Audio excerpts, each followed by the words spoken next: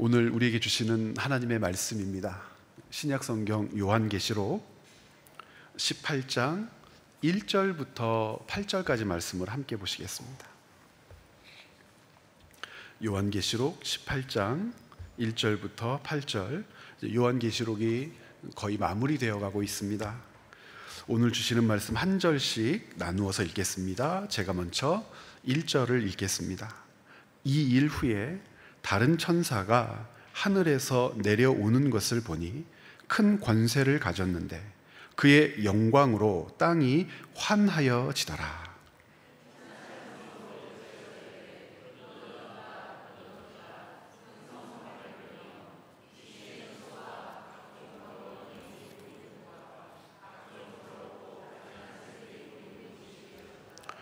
그 음행의 진노의 포도주로 말미암아 만국이 무너졌으며 또 땅의 왕들이 그와 더불어 음행하였으며 땅의 상인들도 그 사치의 세력으로 치부하였도다 하더라.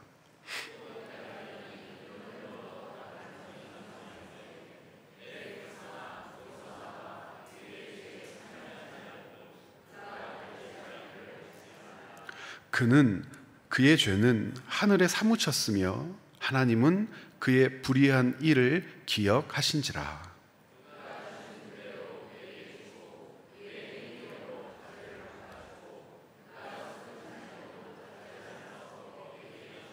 두 절 함께 읽겠습니다. 그가 얼마나 자기를 영화롭게 하였으며 사치하였던지 그만큼 고통과 애통함으로 갚아주라. 그가 마음에 말하기를 나는 여왕으로 앉은 자요 과부가 아니라 결단코 애통함을 당하지 아니하리라 하니 그러므로 하루 동안에 그 재앙들이 이르리니 곧 사망과 애통함과 흉년이라. 그가 또한 불에 살라지리니 그를 심판하시는 하나님은 강하신 자이심이라. 아멘. 요한계시록 18장 1절부터 8절까지의 말씀을 읽었습니다. 이제 요한계시록 후반부에 접어들었는데요, 여러분 17장 말씀도 읽으셨고 또 18장 말씀의 초반부도 오늘 함께 읽었는데 17장과 18장 이 두 장의 말씀을 한마디로 요약하면 어떤 말씀이라고 요약할 수 있을까요? 아주 간단하죠. 바벨론은 반드시 망한다. 이것이 17장과 18장 전체를 흐르는 중요한 주제이며 문맥입니다. 바벨론은 반드시 망한다. 이 바벨론은 반드시 망한다라고 하는 이 사실을 우리에게 가르쳐 주면서 중요한 한 가지를 잊지 않도록 요구합니다.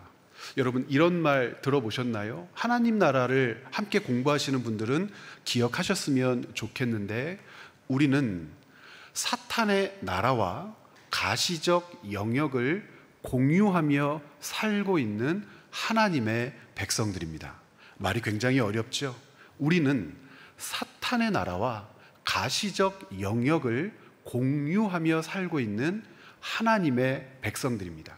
무슨 뜻이냐면 몸을 가진, 육체를 가진, 몸으로 창조된 하나님의 백성들은 온 세상 만물을 창조하신 하나님의 뜻을 살아내되 타락한 이후로, 죄를 범한 이후로, 그리고 구원받은 우리에게 하나님께서는 이 땅에서 하나님 나라 백성의 자태를 드러나며 살라고 명령하시는데, 놀랍게도 하나님 나라 백성의 자태를 드러내며 살고 있는 이 땅을 누구도 점유하고 있냐면 사탄과 그의 백성도 점유하고 있다는 거예요.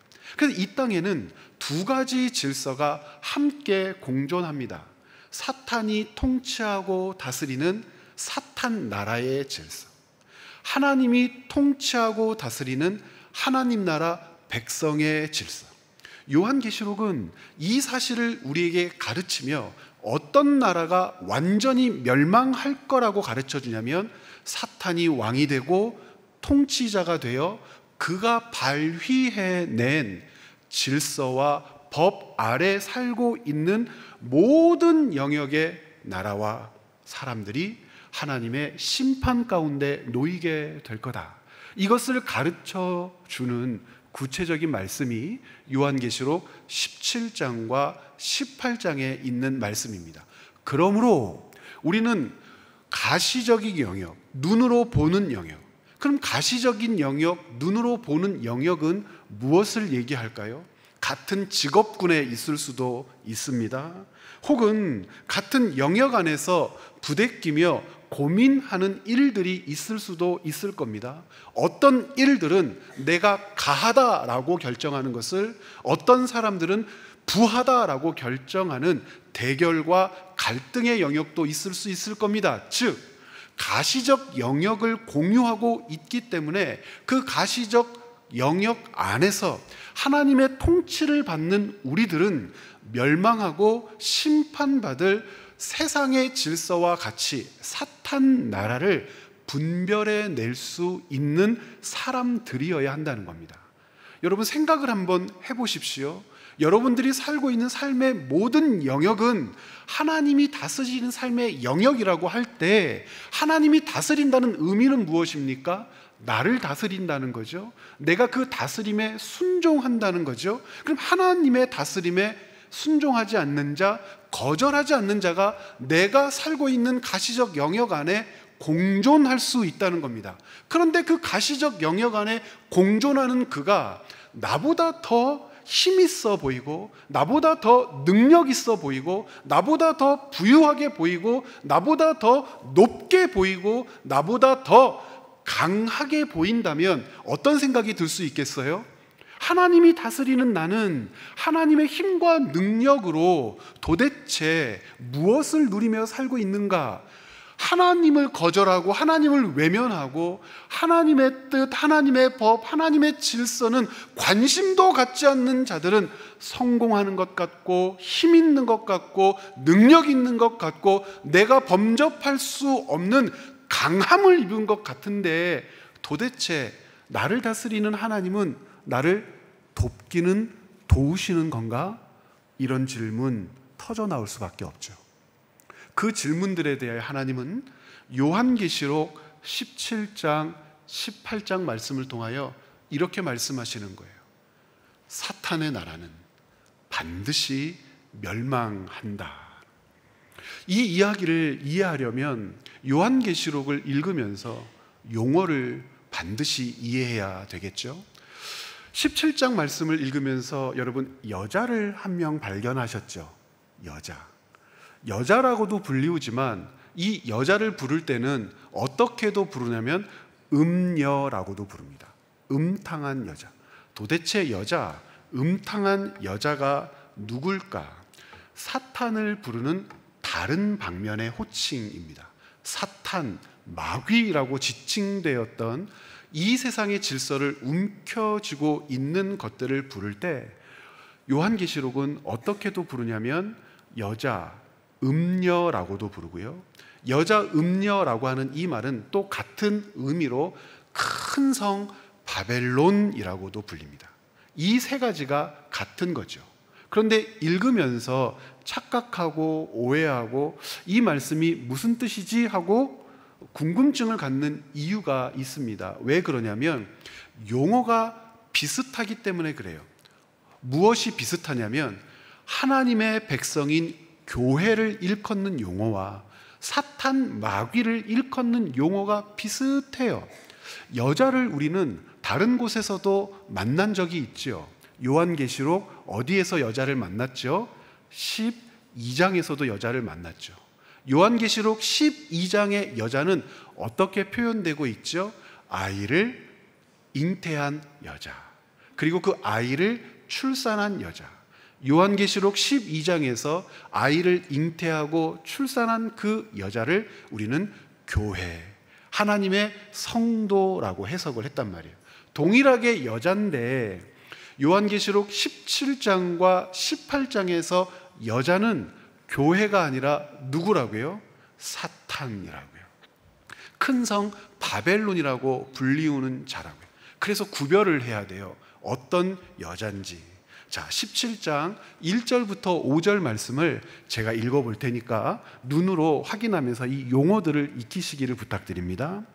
또 7대접을 가진 7천사 중 하나가 와서 내게 말하여 이르되 이리로 오라.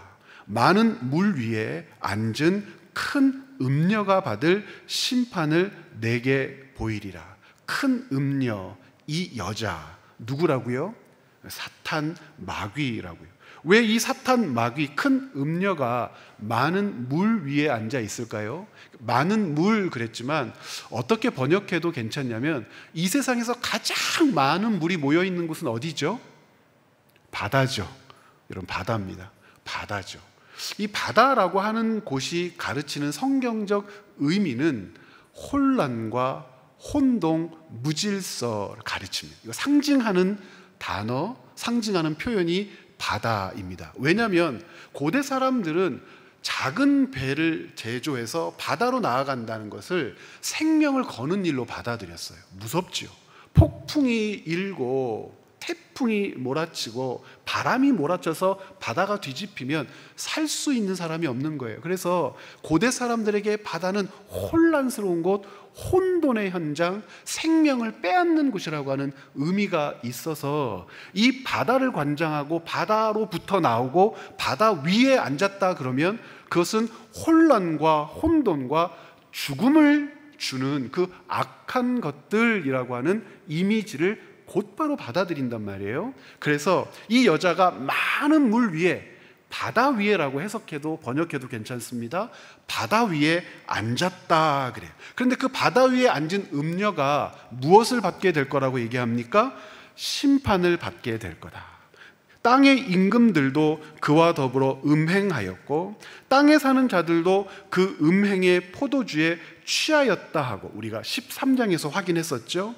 곧 성령으로 나를 데리고 광야로 가니라. 내가 보니, 함께 읽어볼까요? 여자가 붉은 빛 짐승을 탔는데 그 짐승의 몸에 하나님을 모독하는 이름들이 가득하고 7머리와 10뿔이 있으며, 짐승은 13장에서 우리가 읽었었잖아요. 권세와 권력을 관장하는 자, 그리고 모든 경제권, 종교, 문화를 관장하는 것들을 짐승이라고 표현했는데 그 위에 올라탔다, 지휘한다, 지도한다, 조정한다 라고 하는 뜻이겠죠. 그러면서 4절에 이렇게 얘기합니다. 그 여자는, 음녀는, 바벨론은, 사탄은 자줏빛과 붉은 빛 옷을 입고 금과 보석과 진주로 꾸미고 손에 금잔을 가졌는데 가증한 물건과 그의 음행에 더러운 것들이 가득 찼더라. 하나님의 백성들과 굉장히 유사한 비슷한 모습을 가지고 있는데 이 말뜻은 어디에서 확인할 수 있냐면 요한계시록 8장 3절에 보면은 7번째 인의 심판이라고 하는 것이 있었죠. 7번째 인의 심판의 내용이 무엇이었습니까? 금향로가 있고 금향로가 가득 찼는데 그 가득 찬 것은 성도들의 기도다 그랬어요. 즉 금그릇에 성도들의 기도를 가득 채워서 하나님께 올려드리고 하나님께서는 그 기도를 듣고 응답하신다는 것이 7번째 인, 그것의 심판이었는데 이것과 비슷하게 사탄 마귀도 그릇을 가지고 있대요. 온갖 진주 보석으로 꾸민 몸을 가지고 금잔을 가지고 있는데 금잔에는 무엇이 가득 들어있다고 되어 있습니까?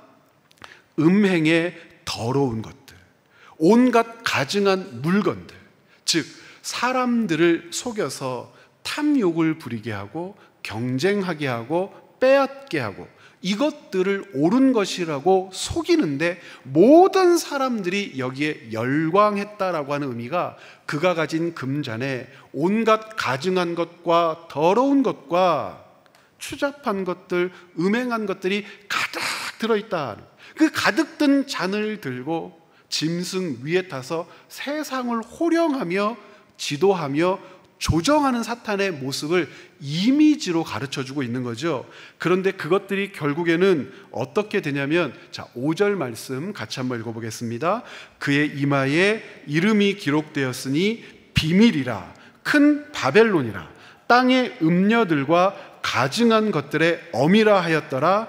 비밀의 이름이 적혀 있더라.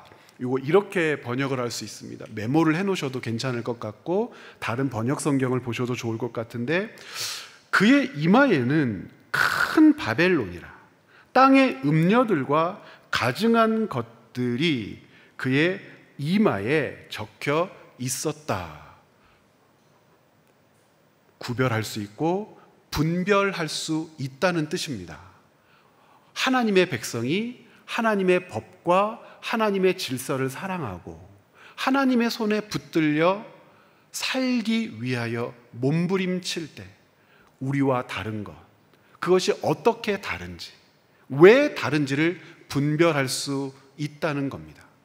분별할 수 있을 때 다른 길을 선택하고, 분별할 수 있는 우리를 하나님께서 도우실 것이기 때문에 이 증거들이 우리의 눈으로 목격되게 하실 것이라는 뜻입니다. 그들, 하나님께서 하나님의 백성들과 그렇게 분별하게 하시죠. 그러면서 그를 가리켜 바벨론이라고 불렀다고 하는데, 왜 사탄을 바벨론이라고 했을까? 왜 음녀, 가증한 그 무리들을 바벨론이라고 했을까? 굳이 바벨론이라고 할 이유가 있었을까? 구약 성경에 바벨론을 가르치고 바벨론을 일컬었을 때 어떤 이야기가 기록되었는지를 살펴보면, 왜 사도 요한이 요한계시록을 기록하면서 하나님의 심판을 받을 사탄과 그의 무리들을 바벨론이라고 기록했는지 금방 알 수 있죠. 여러분, 화면으로 보시든지 혹은 주보를 보시든지 이사야, 예레미야, 다니엘, 시편, 하박국 등의 바벨론을 상징적으로 기록한 이름들로 우리에게 읽게 했을 때, 그 이름들이 가르치는 것들이 무엇이었냐면, 하나님을 거절하는 세력, 하나님을 멀리하는 세력, 하나님을 적대시하는 세력, 하나님의 법과 질서를 무너뜨리는 세력, 하나님의 백성들을 공격하고 죽이는 세력들을 가르치는 것이 바벨론이라고 하는 이름으로 구약 성경에 기록되어 있기 때문에, 요한은 그 바벨론을 통하여 이 땅에 사탄이 어떤 존재인지를 우리에게 가르치고 있단 말입니다. 그러면서 17장과 18장, 바로 그 바벨론이 어떻게 된다고요? 반드시 망하게 될 거라고 이야기하고 있습니다. 반드시 망하게 될 거다. 그러면 질문할 수밖에 없죠. 어떻게 멸망한다는 건가? 무엇을 쥐고 있다고 그랬어요? 정치 권력, 경제 권력, 문화 권력, 종교 권력. 정치 권력과 경제 권력과 문화 권력과 종교 권력을 한꺼번에 쥐어 흔들고 있는 이 바벨론이라고 하는 세력이 도대체 망한다는 게 무슨 말인가? 하나님이 그들을 망할 수 있게 할 수 있단 말인가? 우리 눈으로 볼 때 그것들은 절대 망하지 않을 텐데, 망할 수 없을 텐데, 심판을 가하신다는 하나님의 뜻은 알겠는데 과연 이렇게 철저하게 멸망할 수 있단 말인가? 여러분, 요한계시록 17장 16절부터 17절 말씀을 먼저 한번 읽어봤으면 좋겠는데요. 요한계시록 17장 16절과 17절입니다. 같이 한번 읽어보죠. 네가 본 바 이 열불과 짐승은 음녀를 미워하여 망하게 하고 벌거벗게 하고 그의 살을 먹고 불로 아주 사르리라. 자, 여러분 구별하실 수 있어야 되겠죠. 이 열불과 짐승은 누가 올라탔던 짐승이었죠? 음녀, 여자, 사탄마귀, 바벨론이 올라탔던 짐승이었어요. 이 짐승은 13장에 어떤 짐승이었죠? 사탄으로부터 권력을 받은 짐승이었어요. 요한계시록 13장에 몇 개의 짐승이 나옵니까? 2개의 짐승이 나오잖아요. 세상의 정치 권력과 경제 권력, 문화와 종교 권력을 가지고 있는 두 짐승에게 사탄이 힘을 줬단 말이에요. 바로 그 짐승이에요. 요한계시록 13장 1절에 기록된 그 짐승. 그러니까 사탄과 함께 있었던 사탄의 하수인들이었어요. 그런데 그 사탄 마귀의 하수인들이 누구를 미워했다고 되어 있습니까? 음녀를 미워했다. 음녀를 뭐라고도 부른다고요? 바벨론이라고도 부른다고요. 아니, 그 음녀로부터 권력을 받은 짐승들이 음녀를 미워한다는 게 도대체 무슨 말일까? 음녀를 미워해서 어떤 일을 벌이게 되냐면 그 음녀를 망하게 하고 벌거벗게 하고 그의 살을 먹고 불로 아주 사르리라. 이건 지금 뭘 얘기하냐면 악의 근본적인 본성이 무엇인지를 가르쳐 주는 거예요. 사탄 마귀로부터 권력을 위임받고 호령하며 세상을 다스렸던 악한 짐승의 세력들, 경제 권력을 가지고 있던, 정치 권력을 가지고 있던 권력을 가진 것들이 있었는데 그 권력을 가진 것들의 욕심과 탐욕이 얼마나 승한지 그 모든 권력을 안겨다 주었던 음녀, 용, 사탄, 마귀, 바벨론이라고 대표되는 악한 세력까지도 미워할 만큼, 미워한다는 것은 그가 준 죄를 미워한다는 것이 아니고 그가 가진 권력을 갖고 싶은 탐욕을, 욕심을 부린다는 거예요. 이게 악의 본성이라고 하는 것인데, 악은 어떻게 망할 모양으로 우리 앞에 나타날 거냐면 충돌할 거란 말입니다.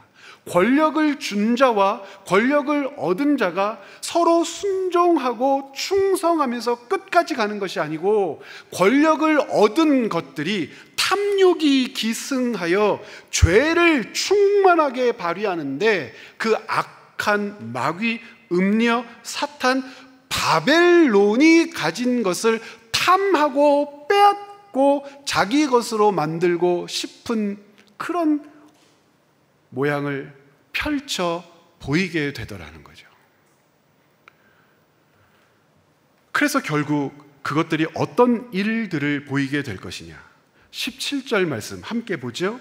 이는 하나님이 자기 뜻대로 할 마음을 그들에게 주사 한 뜻을 이루게 하시고 그들의 나라를 그 짐승에게 주게 하시되 하나님의 말씀이 응하기까지 하심이더라. 그래서 결국 18장 2절에 오늘 읽은 말씀에 이것을 목도하게 되는 겁니다. 함께 읽겠습니다. 힘찬 음성으로 외쳐 이르되 무너졌도다 무너졌도다 큰 성 바벨론이여, 귀신의 처소와 각종 더러운 영이 모이는 곳과 각종 더럽고 가증한 새들이 모이는 곳이 되었도다. 더 구체적으로 18장 8절부터 10절에서 무너지는 모양이요, 제가 세번역 성경으로 읽어보겠습니다. 그러므로 그 도시에, 여기서 그 도시는 바벨론을 가리키는 거죠. 바벨론을 가리키지만 의인화하면 음녀라고 부를 수 있고요, 그 음녀를 성경은 사탄, 용이라고 하는 겁니다. 같은 것입니다. 그러므로 그 도시의 재난, 곧 죽음과 슬픔과 굶주림이 하루 사이에 닥칠 것이요, 그 도시는 불에 타버릴 것이다. 그 도시를 심판하신 주 하나님은 강한 분이시기 때문이다. 그 도시와 더불어 음행을 하고 음탕한 생활을 한 세상의 왕들은 그 도시를 태우는 불의 연기를 보고 그 도시를 두고 울며 가슴을 칠 것이다. 그들은 그 도시가 당하는 고문이 두려워서 멀리 서서 화를 입었다, 화를 입었다. 큰 도시야, 이 강한 도시 바벨론아, 너에게 심판이 한순간에 닥쳤구나 하고 말할 것이다. 반복해서 계속 확인했지만 결국 사탄의 질서, 사탄이 준 권력, 힘, 그리고 누렸던 모든 것들은 어떻게 되고 말 거라는 겁니까? 멸망할 거다. 무너지고 말 거라는 겁니다. 어떻게 무너진다고요? 첫 번째 모습은 자멸할 거다. 그들 가운데 갈등이 있을 거다.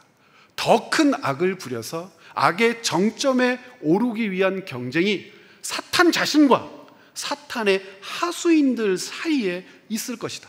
서로를 물고 뜯고 찢고 공격하고 죽이고자 악이 악을 부르며 기승하게 될 것이다. 온 세상이 혼란해지겠지만 그 혼란한 세상은 사탄이 멸망하는 과정으로 하나님께서 주관하시는 역사의 장면들이 될 것이다. 이것이 우리에게 주는 말씀이고, 이 일들이 어떻게 이루어질 것인지 조금 전에 읽었던 요한계시록 18장 8절에서 오늘 본문의 마지막 절이죠. 이렇게 기록되어 있어요. 세번역 성경으로 8절 말씀만 같이 한번 읽어보죠. 함께 읽습니다. 그러므로 그 도시의 재난 곧 죽음과 슬픔과 굶주림이 하루 사이에 닥칠 것이요 그 도시는 불에 타버릴 것이다. 그 도시를 심판하신 주 하나님은 강한 분이시기 때문이다. 여기에서 불에 타버리실 것이다 라고 하니까 진짜 우리가 생각하는 뜨거운 불이 막 여기저기서 나서 전쟁이 나서 몽땅 다 불살라질 것이다, 이렇게 읽으면 안 되죠. 무슨 표현이죠? 상징입니다. 모든 것이 불타 없어졌을 때 모든 것을 잃어버리는 것처럼 사탄의 세력과 권세는 이렇게 없어져 버릴 것이다 라고 하는 상징인데, 어떻게 없어질 거래요? 한순간에 없어질 것이다 그랬어요. 하루 사이에 없어질 것이다. 하루 사이에 없어진다는 무슨 말일까요? 생각하지도 못한 짧은 시기에 갑자기 급작스럽게, 또는요 어떻게 저렇게 무너질 수 있을까 탄식이 터져 나올 만큼 사람들이 당황스러울 정도로 무너지게 될 거다라고 하는 뜻이 하루 만에 무너지게 될 거다. 사탄의 멸망과 패망은 우리가 생각하는 때가 있을 것이고 우리가 생각하는 방식이 있을 것인데, 우리가 생각하는 기간이나 때나 방식이 쫓아가지 못할 만큼 급작스럽게 무너지고야 말 것이라고 가르쳐 줍니다.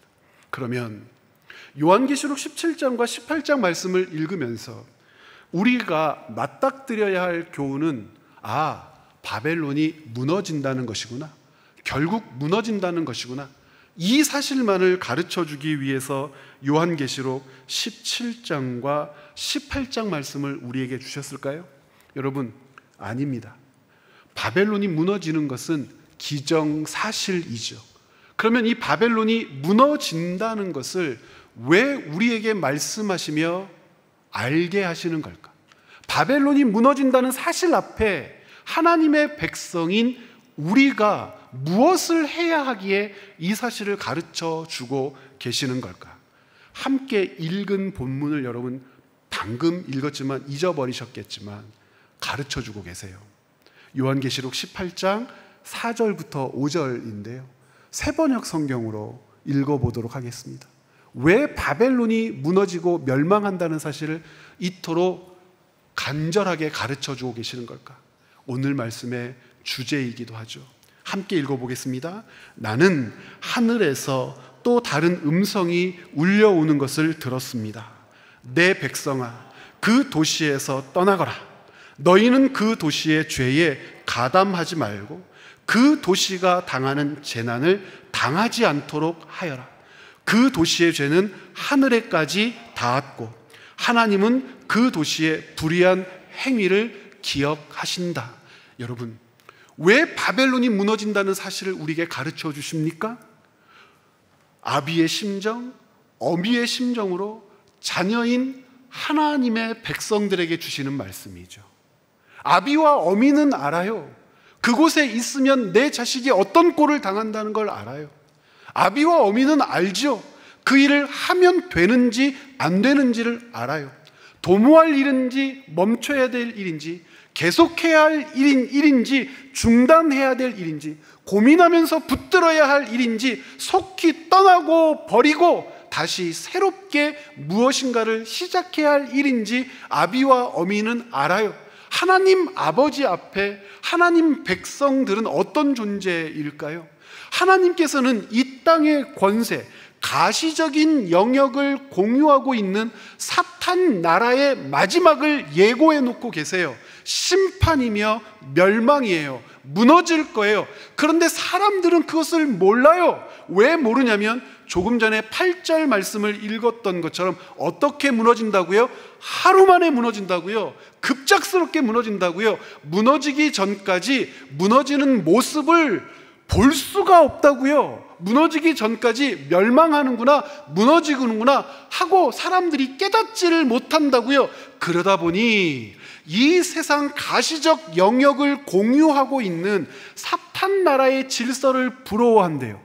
경제 권력을 쥐고 있죠. 정치 권력을 쥐고 있죠. 문화 권력을 쥐고 있죠. 종교 권력까지 쥐고 있는 그 사탄의 힘이 부럽다는 거예요. 가담하고 싶은 거예요. 나누어 얻고 싶은 거예요. 하나님 편에 있고 하나님과 함께 있고 하나님 자녀로 살면 맨날 하는 말이 어떤 말입니까? 진실해라, 성실해라, 거룩해라, 나눠라, 베풀어라, 섬겨라, 참아라, 용서해라, 순이 있다 이 말만 하는데 그게 내 삶에 무슨 유익이 있을까 하고 반문하는 지점이 생겨요.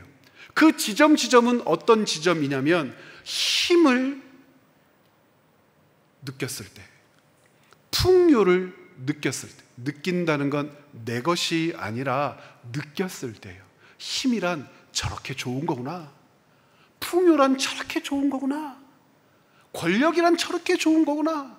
성공이라고 말하는 것은 이런 것이구나 라고 하면서 자신을 돌아볼 때 망한 것 같고 나는 패배자 같고 때로는 연약한 것 같을 때 숭상하게 되고 기대하게 되고 조금이라도 부스럭이라도 나누어 갖게 되고 싶은 거죠.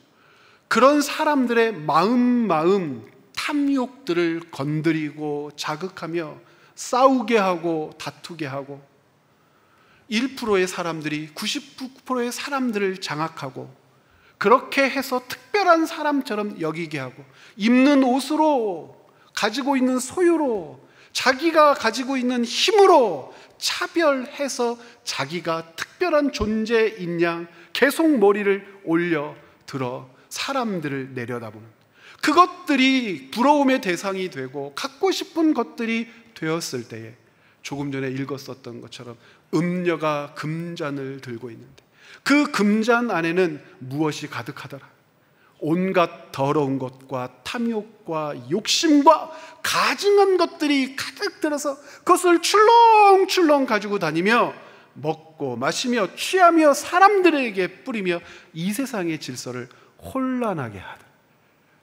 그런데 그것들은 망할 것인데, 멸망할 것인데, 함께 있으면 심판당할 것인데를 알고 계시는 하나님은, 심판의 날을 예고하고 계시는 하나님은 하나님의 백성들에게 뭐라고 말씀하신다고요? 내 백성아, 그 도시에서 떠나라. 너희는 그 도시의 죄에 가담하지 말고 그 도시가 당하는 재난을 당하지 않도록 그곳으로부터 나와라. 하나님의 백성을 향해서 거룩해야 한다고 하는데 여러분, 거룩이라고 하는 말뜻이 무엇입니까? 우리는 거룩의 정의를 요한계시록 이 18장 말씀을 통해서 확인하게 되죠. 거룩이라고 하는 말 뜻 자체는 나뉘다, 섞일 수 없다. 이것을 이야기처럼 설명한다면 물과 기름과 같다라고 하는 말이 거룩이라고 하는 말입니다. 함께 있어도 절대 섞일 수 없어요. 그 표면을 맞대고 있어도 그 표면이 하나가 될 수 없어요. 더 정밀하게 들여다보면 함께 있는 것 같지만 나뉘어져 있는 것, 물과 기름이 그 층으로 절대 섞일 수 없는 관계로 맞닿아 있는 것, 맞닿아 있는 것처럼 보이지만 틈새가 있는 것, 결코 함께 할 수 없는 것을 거룩이라고 하죠. 하나님께서 멸망할 바벨론을 향하여, 그곳에 가시적인 영역을 공유하며 살고 있는 성도들에 대하여 뭐라고 말씀하신다고요? 나와라, 도망쳐라, 함께 할 수 없다. 그곳에 그들과 그들의 질서에 섞여 살 수 없다. 내 백성은 결코 그들과 함께 할 수 없다라고 말씀하시는 거예요. 이것이 성경이 가르치는, 우리에게 요구되는 그리스도인의 거룩한 삶이란 말입니다. 그래서 거룩은 단순히 악한 것에 물들지 않았어 라고 하는 수동적 태도가 아니에요. 가만히 있으면 되지. 내가 물들지 않았어. 하나님께서 나가라 하셨어요. 뛰쳐나가라 하셨어요. 소극적인 표현을 쓴다면 도망치기라도 하라고 하셨어요. 섞이지 말라고 하셨어요. 그들의 질서에 가담하지 말라고 하셨어요. 그래서 거룩은 악과 함께 하지 않으려는 의지적인 결단이고, 하나님이 명하신 것, 하나님이 명하신 길, 하나님이 명하신 때를 소망하며 그 길로, 그 목적지를 향하여 숨이 차도록 달려가는 다른 박제, 요한계시록을 통해서 우리가 보고 깨닫는 거룩입니다. 떠나라 하셨다는 말씀은 내게로 오라라고 하는 말씀과 같은 말씀이죠. 이스라엘 백성들이 애굽에서 떠났던 것처럼, 그리고 바벨론에서 70년 동안 사로잡혔다, 그곳을 떠난 것처럼 그리스도인들은 적극적으로, 의지적으로 결단하며 떠나고 도망치고 버리고 외면해야 할 세상의 가치, 법, 질서라고 하는 것이 있단 말입니다. 그렇게 해서 떠나고, 그렇게 해서 버리고, 그렇게 해서 가야 할 곳을 성경은 이미 우리에게 가르쳐 줬죠. 12장 말씀에서 이미 가르쳐 줬죠. 여러분, 어디로 나아가야 한다고 말씀하셨어요? 바벨론을 떠나면, 애굽을 떠나면 이스라엘 백성들이 마주한 곳을 광야라고 했죠. 12장에서, 요한계시록 12장에서 하나님은 그토록 자기 교회를 사랑하셔 그 교회를 붙들어 광야로 인도해 가셨다고 기록이 되어 있는 겁니다. 왜 광야로 하나님은 자기 백성을 인도해 가셨을까? 광야, 그럼 여러분들은 첫 번째 무엇이 생각나세요? 목마름. 또 무엇이 생각나세요? 거칠음. 또 무엇이요? 춥고 외롭고 떨리는, 무서운, 어둠. 그런데 성경에서 그리는 광야는 그런 곳이 아니에요. 거친 땅이 물리적으로 있지요. 배고픔도 있지요. 그런데 그 배고픔과 거침과 살 수 없는 것과 같은 그 땅이 하나님의 손을 붙들어 걸어가는 땅이 될 때 어떤 일이 벌어지죠? 40년 동안 먹을 만나가 그치지 않았고, 40년 동안 걸어도 그 다리가 부르트지 않았고, 그들이 입었던 그 옷들이 낡을 수는 있으나 헤어지지 않고 터지지 않고 닳아지지 않았다고 가르쳐요. 물이 없는 메마른 땅이었으나 반석이 물을 쏟아내며 어디로 가야 할지 모르는, 사방이 뚫려 있어 길을 찾지 못하는 환경 가운데 하나님은 정확하고 분명하게 오른쪽과 왼쪽과 나아감과 멈춤을 가르쳐준 땅을 광야라고 이야기해요. 예레미야 2장 2절을 보면 이렇게까지 가르칩니다. 광야를 어떤 땅이라고 가르치냐면, 여러분 예레미야 2장 2절 함께 읽어보겠습니다. 가서 예루살렘의 귀에 외칠지니라. 여호와께서 이와 같이 말씀하시기를, 내가 너를 위하여 내 청년의 때와 인애와 내 신혼의 때의 사랑을 기억하노니 곧 씨 뿌리지 못하는 땅 그 광야에서 나를 따랐음이라. 광야를 하나님은 어떤 때, 어떤 날, 어떤 곳이었다고 추억하고 계십니까? 내가 너를 위하여 네 청년의 때의 인애와 네 신혼의 때의 사랑을 기억하노니. 교회를 당신의 거룩한 신부라고 하셨잖아요. 당신의 거룩한 신부와 함께 했던 때, 광야를 하나님께서 신부를 맞아 들이시는 결혼의 장소라고 우리에게 가르치시죠. 그래서 요한계시록 12장 말씀을 드렸는데 6절에 이렇게 기록이 되어 있는 거예요. 그 여자가 광야로 도망하매 거기서 1260일 동안 그를 양육하기 위하여 누가 예비해 놓으셨습니까? 하나님께서 예비하신 곳.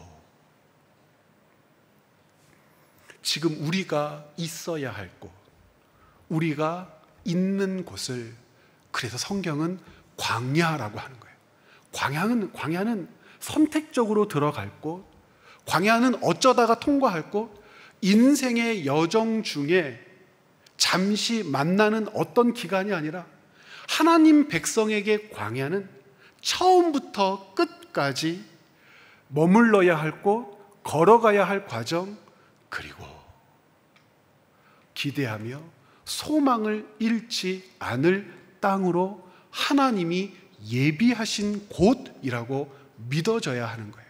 가끔씩 우리는 이렇게 기도하죠. 이 광야를 속히 통과하게 하여 주시옵소서. 속히 통과하는 광야는 없어요. 왜냐하면 우리가 살고 있는 인생의 여정을 하나님은 광야여야 한다고 말씀하셨고, 우리 인생의 여정이 광야여야 한다는 뜻은 하나님이 무엇을 책임지시겠다는 뜻입니까?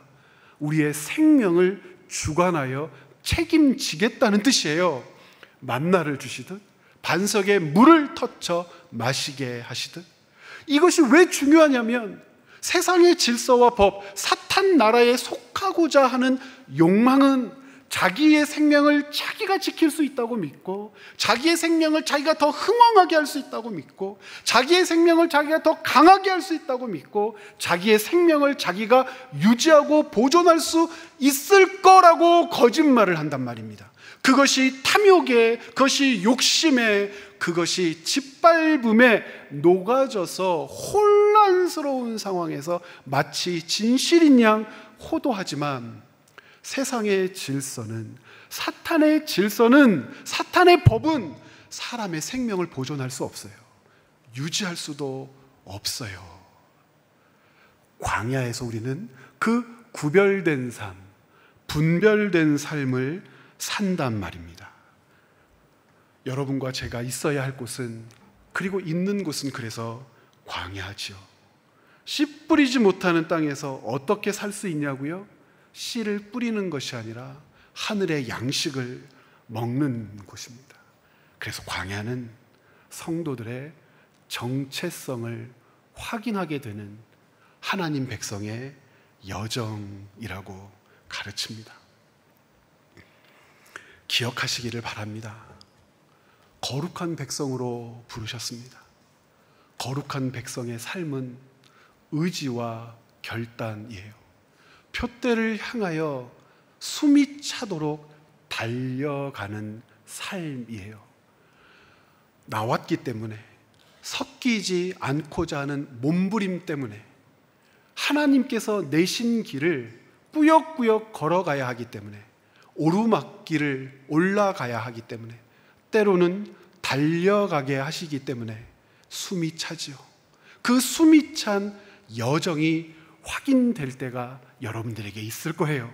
순간순간 숨이 차올라 포기하고 싶고, 멈추고 싶고, 그만하고 싶고, 다른 길을 선택하고 싶을 때가 있을 거예요. 그런데요, 여러분, 숨이 차는 여러분의 광야의 여정이 눈에 목격되고 삶으로 사라지시걸랑 안심하셔도 됩니다.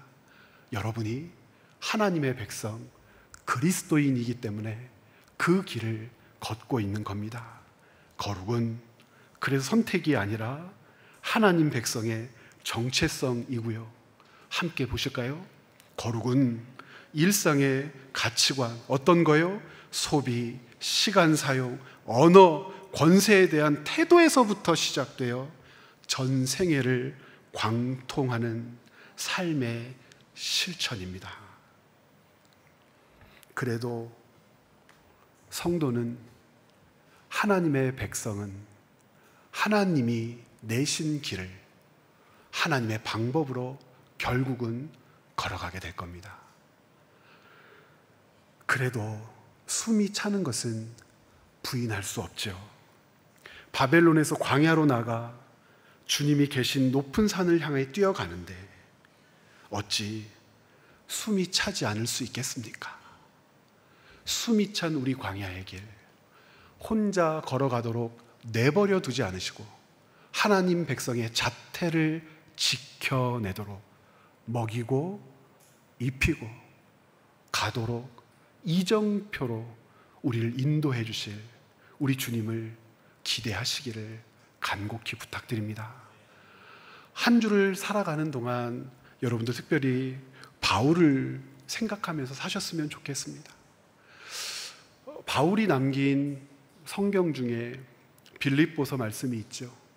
빌립보서 3장 말씀은 바로 오늘 우리가 본문으로 읽은 요한계시록 17장과 18장의 요약이에요.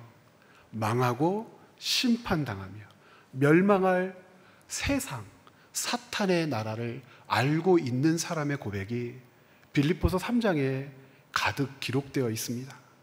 바울이 뭐라고 얘기하냐면 빌립보서 3장 14절에 이런 이야기를 해요.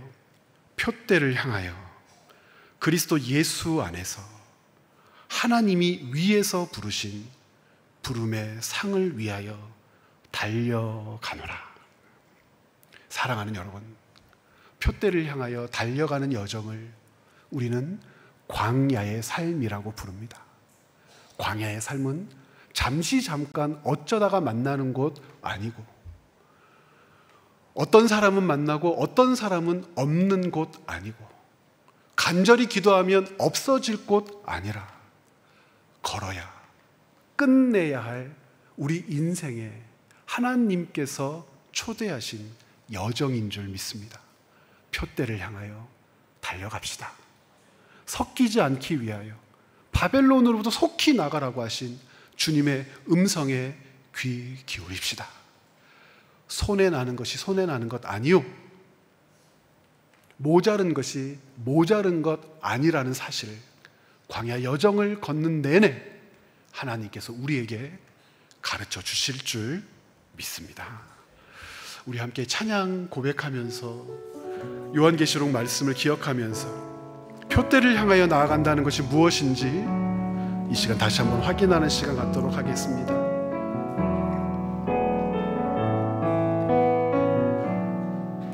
내게 유익하던 것을 다 해로 여기네.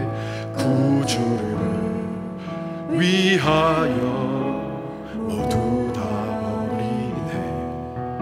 모든 것을 잃어버려도 나가지 않으면 예수를 아는 지식이 가장 고상함이라. 육체를 신뢰하지 않고 겸손한 마음으로 부활의 능력과 고난에 참여하며 그의 죽으심을 본받아 그리스도를 얻고 예수의 안에서 발견되려 함이라.